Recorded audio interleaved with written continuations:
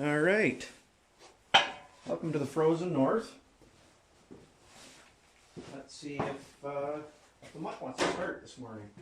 It's definitely cold. I will be the first to admit that, because I freeze myself to death. All right.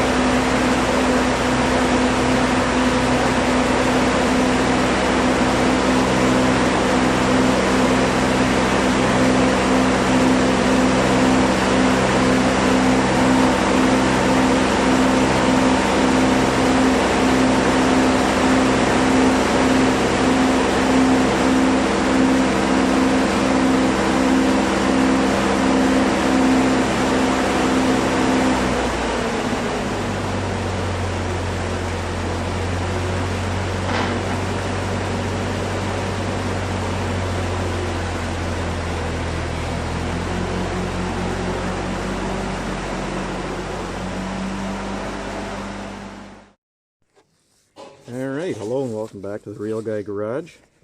I don't think I ever admitted it, but my name is Nick. And I guess, well, this is my video series, sort of. Anyway, this is the somewhere between 47 and 50 Ford 8N tractor I purchased and mentioned in another video and showed a bit of. Today we're going to start looking at seeing what we're going to have to do to get it to run, or if it will run. I'm fairly hopeful because I was told it was running. I was told last year, but there's a lot of things I see that tell me it was a little longer than a year ago.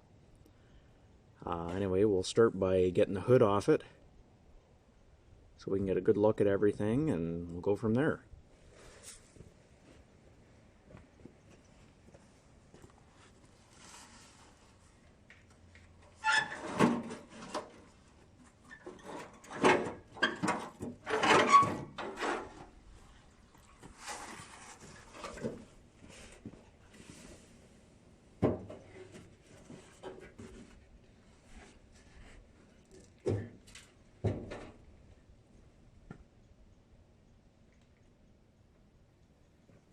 Having two people does make that a little easier, but we work with what we have. Alright, so with the hood off, we now can see a little bit more of what we need to do here.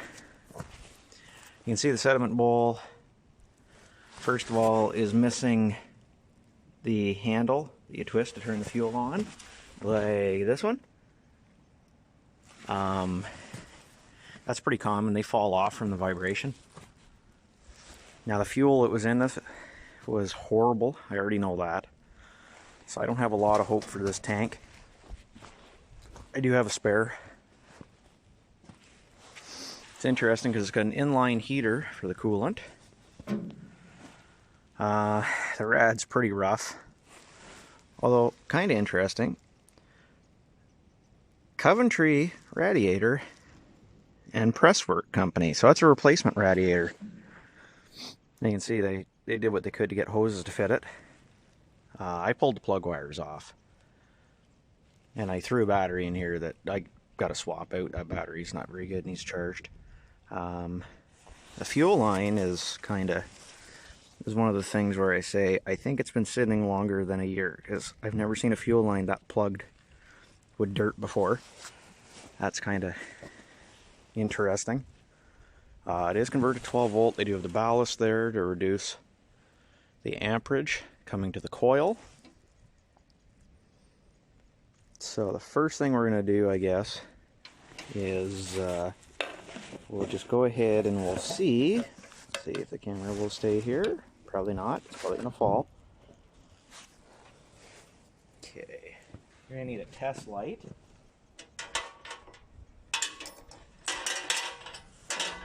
Kick off my other glove here. Whew. Cool day today.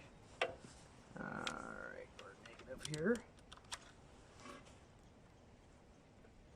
And yeah, the light barely lights up, so this battery's dead. Okay, it's kind of what I figured the case was. I've been using this battery for quite a while without charging it, so it's kind of on myself for why it's not charged up very good. So we'll go ahead and we'll get the terminals off. They're positive. And that's our negative. Pull this battery out of here for now. And I know this battery's good because I just used it this morning on my winch. Take ground on. And really you should always put the ground on first, or last, sorry. Take it off first, but in the grand scheme of things, it's not so much of an issue today with what we're doing anyway. So, our battery terminal's somewhat tight. I mean, I'd like to put new battery cables and everything on this thing if I'm going to wind up keeping it or whatever, or even just fix it and sell it. I'm still going to put new terminals on it. Alright, now let's have a look here. Yep, lights up good and strong. So I'm going to put the key in the on position. And what we're going to do is I'm going to come down here and you'll see the top of the coil. We're going to check. So it lights up. So we have power going to the coil. So that means all the wiring from here to here is good. All right. Good. That's a good start. Now, the key on this thing's kind of sticky. So we're going to shut that off again. Now let's see if it wants to crank.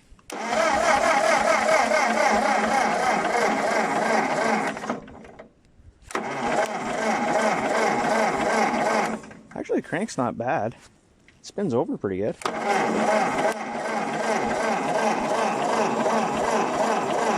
Just listening. It spins a little fast for my liking, but that's okay.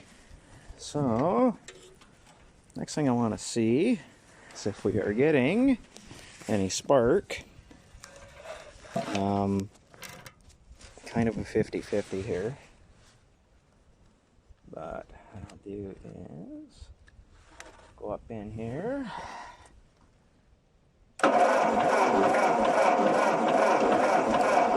Yeah, and there's no spark. I kind of figured that was... I figured that would be the case, truthfully.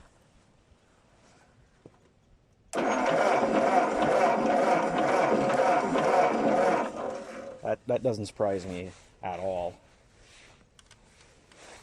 So, the next thing we're going to do is I'm going to take off the coil and the distributor, and I'll pull off the carburetor, and I'll go ahead and those will come home with me today. Just because it's easier to work in a nice heated warm shop than it is to work out here in the cold.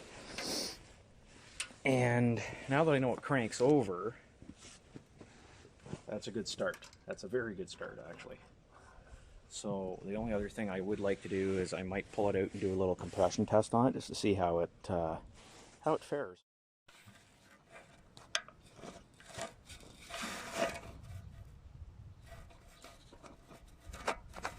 Okay, so we're going to do a little compression test. So I cracked the plugs loose already. Now, if you've never done one before, you're going to want to disable the ignition system and the fuel system. Now, it's really easy to do on these tractors because even if it did have the fuel tank in it, you have the fuel shut off. So you would just leave the fuel shut off, and then you just leave the key off because you have no power to the coil for your ignition so long as the ignition key is off. That's how it works on these tractors. So you're going to go ahead and do that, and then you're going to grab, of course, compression tester. You don't have to have one as fancy as this one. It just so happens that this is the one I have. So you're going to remove your spark plug. On these tractors, if you can, you're going to want to blow all the dust and dirt and crap out from around the spark plugs before you start. I'm not too particularly worried, as much as it sounds terrible to say. Mostly because at the very least I'm going to have the cylinder head off in the near future, so I'm not too particularly worried about damaging it. So you're going to take, in my case, I have a short adapter that goes on and screws into the spark plug hole. Now they have an O-ring on them, so they don't have to be super tight. You don't have to crank it on there. Okay, so we're going to plug that on there like that. And then we're going to crank the motor over. I'm actually just going to throw that terminal back on there. Okay, so that cylinder we have just under 50 psi.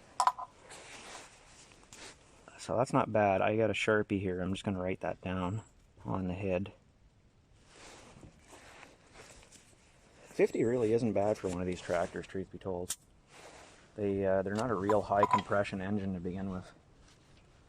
And that's why they'll run on pretty well anything. I think they're only the 2N and the 9N are, I believe, 6-to-1 compression, and then the 8N, which has a little bit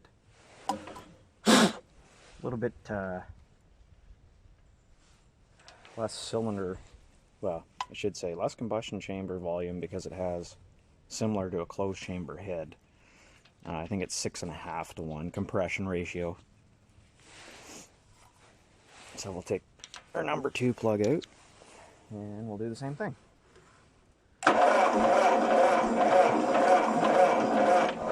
Which I'm running right about, that's about 30, 35, that's, yeah, it's about 38 psi.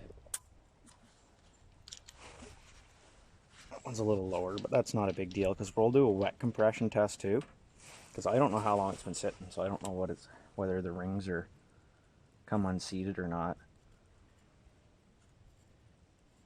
As it is, low compression with these tractors is not a big surprise. Like I say, well, first of all, we're talking about a nearly 80-year-old piece of equipment. And second of all, these motors are actually fairly inexpensive to rebuild. There we go. Hard to get compressed air out here when you don't have a compressor here.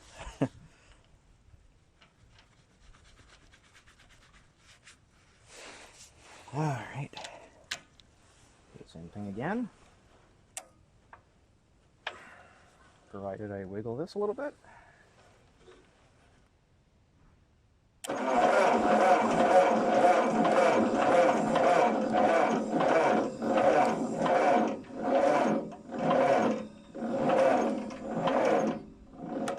That one's about 37.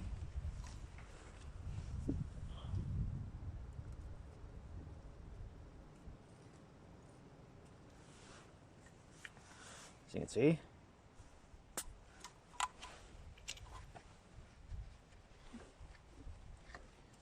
and it's cranked a little slow because of the battery.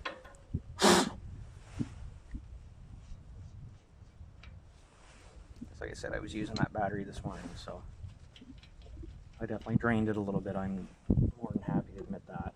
I should have thrown it on charge probably, but that's okay. I don't have a very long extension cord with me right now either, or I'd drag the charger out and put it on it. Okay, and we'll check the fourth one here.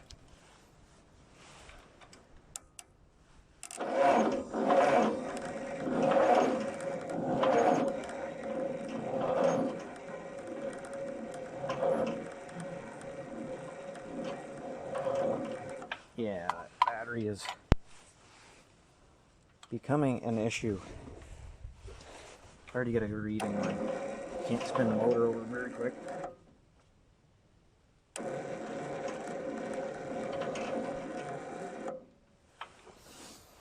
Okay, so I might have to grab another battery here.